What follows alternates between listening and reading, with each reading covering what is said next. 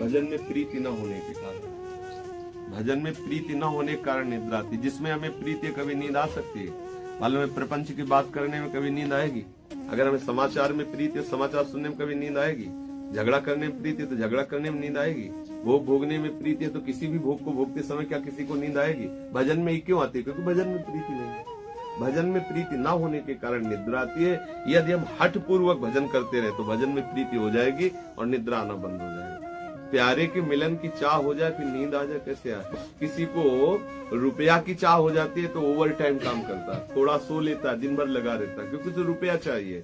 किसी को प्रभु की चाह लग जाए तो उसे नींद कैसे आ सकती? पर चाह प्रकट होने के पहले हमें जो विकार सताते हैं उसके लिए हमें भजन हट करके करना होगा। हमको भी नींद आती थी शुरुआत में जब भजन में, तो हम तो अपने ऐसे काटते थे, जैसे बैठे बैठे नींद आए तो ऐसे काटे कस के, एक दो बार ऐसे थप्पड़ भी मारे, कुछ पानी रख लिया, ऐसे पानी ठंडा ठंडा डाला। कभी ऐसे भी नहीं शांत हुई तो चले, क्योंकि बच्चा थे ना उसे, तो दौड़ते ऐसे चले, चलते हुए टहलते हुए। हमें नींद से लड़ना है। तभी नींद के लिए ये देखना चाहिए कि हमारा पेट साफ होना चाहिए। अगर पेट न साफ होगा तो नींद आएगी।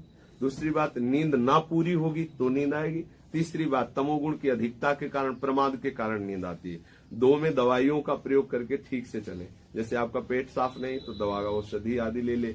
आपकी नींद ठीक नहीं होती तो औषधि ले, आपकी नींद ठीक हो जानी चाहिए। फिर अगर निद्रा परेशान करती है तो इसके साथ लड़ना चाहिए। जैसे दुश्मन से व्यवहार करते हैं ऐसे नींद से व्यवहार करना चाहिए कि तू हमें भजन के समय क्यों गिरा रही?